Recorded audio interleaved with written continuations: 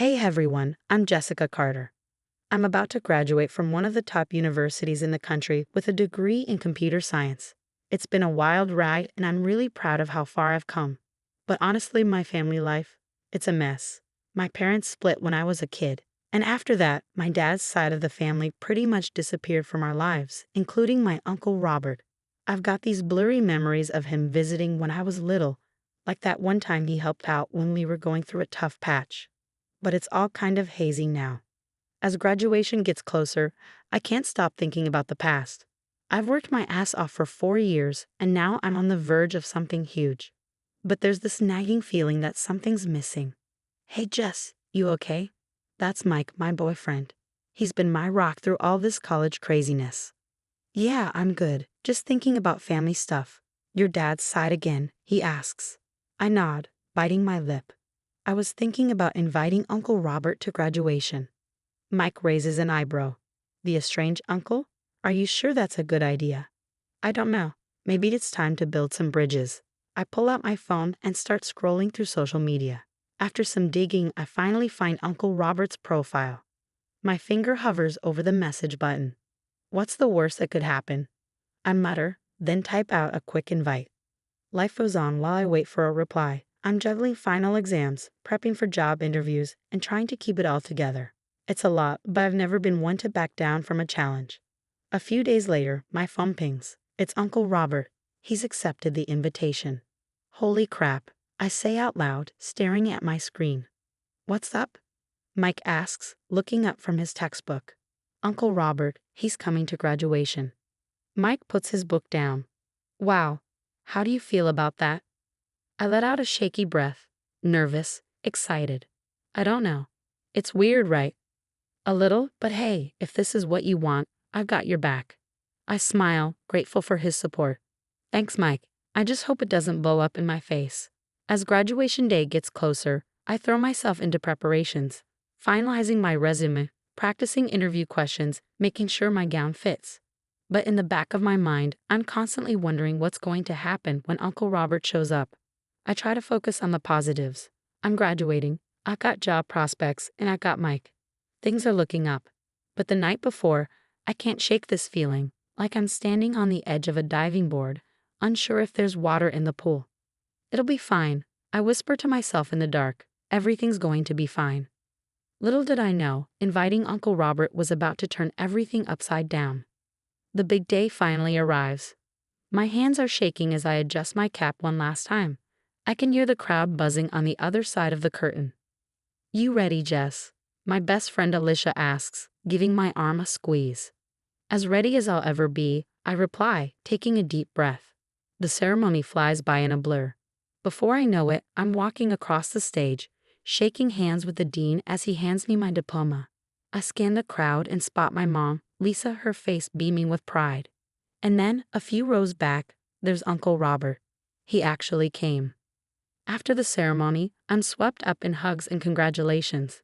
My mom pulls me into a tight embrace. I'm so proud of you, sweetie, she says, her voice thick with emotion. Thanks, Mom. I couldn't have done it without you. That's when I see Uncle Robert approaching. He looks older than I remember, his hair more gray than brown now. Jessica, congratulations. Thanks for coming, Uncle Robert. It means a lot. He nods and glances around. Can we talk privately for a moment? Curiosity gets the better of me, so I follow him to a quieter corner. That's when his expression changes. So about that loan I gave your mother 10 years ago. I blink, caught off guard. Loan? What loan? The $5,000 I lent her for your education. It's time to pay up. My jaw drops. I don't know anything about that. Are you sure? His face hardens. Of course I'm sure. Your mother promised to pay me back, and since it was for your education, I figure you should be the one to repay it. I'm speechless. This can't be happening. Not today of all days. Uncle Robert, I just graduated. I don't have that kind of money, I say, my voice trembling. His voice rises. Well, you better figure it out. I didn't come here for nothing, you know. I can feel eyes on us. And my face burns with embarrassment. Please, can we discuss this another time? This isn't the place, I plead, hoping to calm him down. No, we'll discuss it now, he interrupts, his voice growing louder. That's when my mom notices the commotion and rushes over. "Robert, what's going on?" she asks, her voice full of concern. Uncle Robert turns to her, his expression hard. "Perfect timing, Lisa. Care to explain why your daughter hasn't paid back the money I lent you?" Mom's face goes pale. "Robert, not here. Not now." "Why not?" "Seems like the perfect time to me. Families all together. Isn't that nice?" He sneers. I look between them, feeling like I'm watching a tennis match. "Can someone please tell me what's going on?" I ask, my voice barely steady. Mom takes a deep breath. "Honey, it's complicated. Your uncle did help us out years ago, but nothing." Uncle Robert cuts her off. "I gave you that money in good faith, and you promised to pay it back." Out of the corner of my eye, I see Mike pushing his way through the crowd, concern written all over his face. "Everything okay here?" he asks. I'm about to respond when Uncle Robert scoffs. "Oh, great, the boyfriend. Tell me, young man, did you know you're dating a freeloader?" "Excuse me?" Mike's voice drops, dangerously low. This is spiraling out of control. I need to do something. "Everyone, please, can we just take a breath?" I say, my voice shaking. "Uncle Robert, I had no idea about this loan. I'm sorry, but I can't pay you back right now. Maybe we can work something out later." But he's not having it. "Later? I've waited 10 years. Your mother has been dodging me, and now you're trying to do the same." Mom steps between us, her eyes flashing with anger. "That's enough, Robert. You want to talk about the past? Fine, let's talk about how you manipulated Dad into changing his will. Or how about the money you borrowed from Aunt Sarah and never paid back?" The air feels electric. Years of unspoken tensions are bubbling to the surface, and I'm caught in the middle of it all. What should have been the happiest day of my life has turned into a nightmare.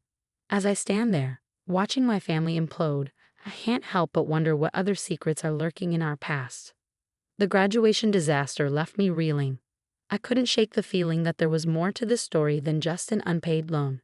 So I decided to dig deeper. "Mom, we need to talk about Uncle Robert," I said one evening, sitting down at the kitchen table. She sighed, looking exhausted. "I was hoping we could just forget about all that." "I can't. Not until I know the truth. What really happened with that loan?" I pressed.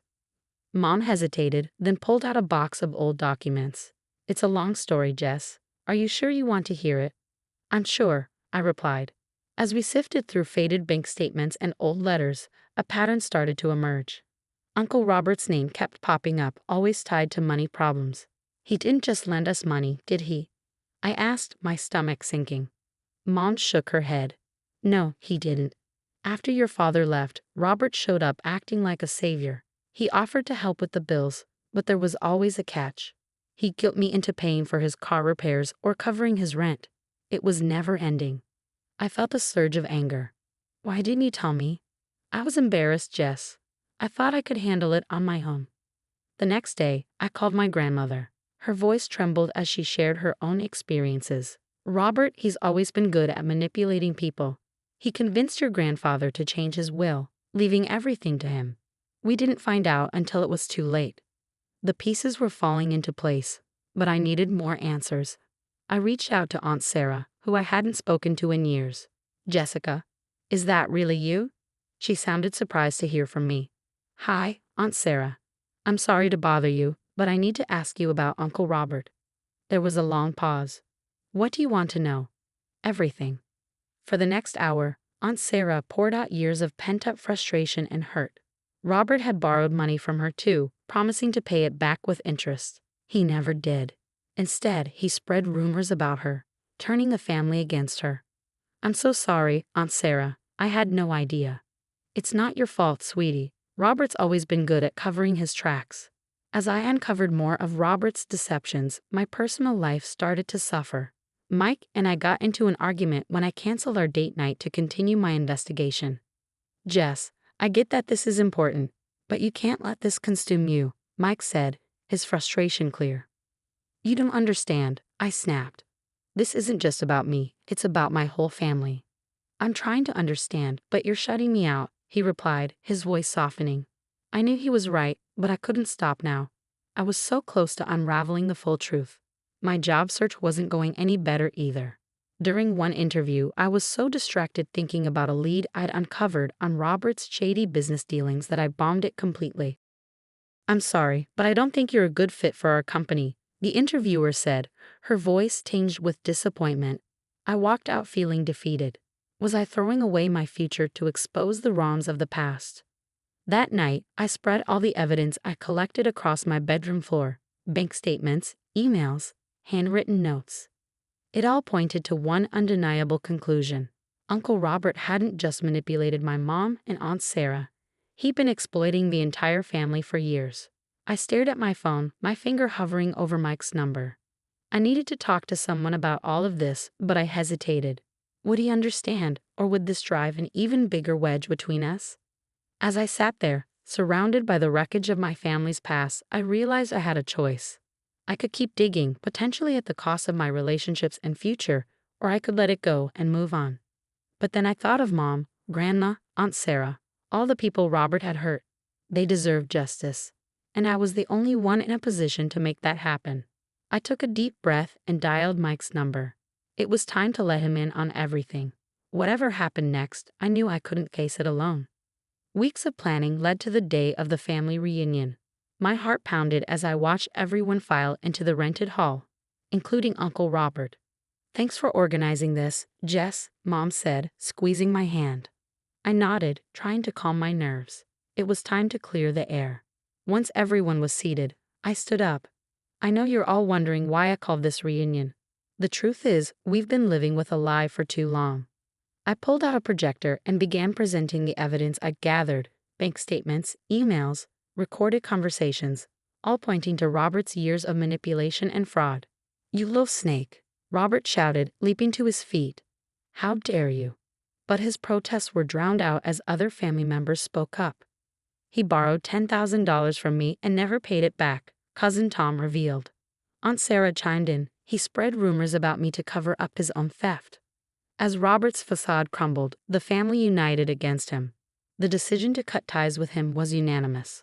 Unexpectedly, my investigation caught the attention of a corporate security firm. Impressed by my tenacity and skills, they offered me a job in fraud detection.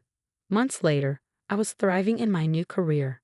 My family had grown closer, healing old wounds together. Then, the news broke. Robert was facing charges for tax evasion and fraud in his business dealings. "Karma's a real kicker, huh?" Mike said, showing me the article. I smiled, feeling a weight lift off my shoulders. Justice was served without us having to lift a finger. As I reflected on everything, I realized the importance of standing up to toxic people and the power of the truth. My future was bright, no longer overshadowed by Robert's manipulation. "Ready for dinner with the family?" Mike asked, grabbing his keys. I nodded, grateful for the stronger, more honest relationships we built. "More than ready. Let's go." The story ends here. What would you have done in Jessica's shoes? Would you have exposed Uncle Robert or kept the family secrets buried? Share your thoughts in the comments and don't forget to like and subscribe for more compelling stories.